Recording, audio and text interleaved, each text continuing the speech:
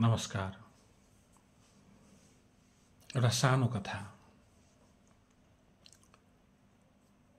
एउटा व्यक्ति भित्रबाट बाहिर आउँदै थियो, अर्को व्यक्ति कोठातिर बस्दै थियो।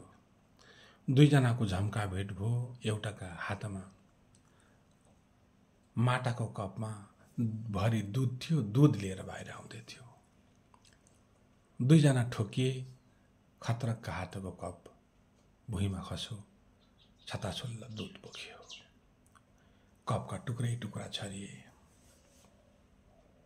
मूल कथा यति नै हो।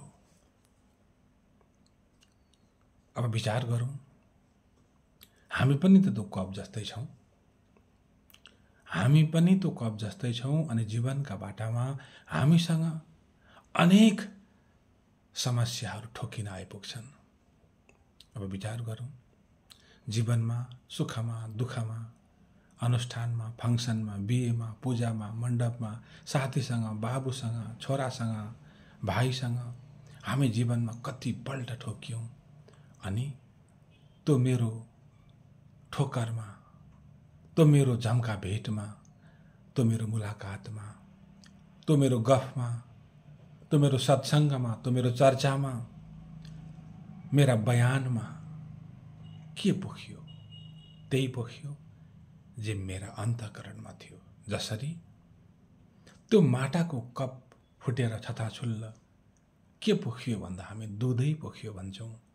त्यसरी नै हरेक व्यक्तिका हरेक मतभेडमा, उदाहरण, कोही व्यक्ति मसँग आएर गफ गर्दैछ, म त्यही कुरो प्रकाश गर्छु जे मेरा अन्तःकरणमा छ।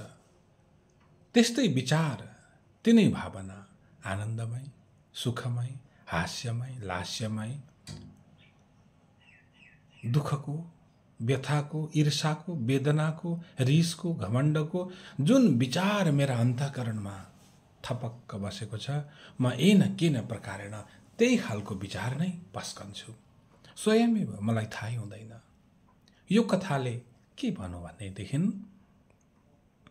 जब जब म कोही व्यक्तिसँग, साथीसँग बसेर गफ गर्छु, म जस्तो विचार पोख्दछु त्यो विचार मेरो स्वकीय विचार हो। अर्थात् त्यस्तै विचारको धनी म छु।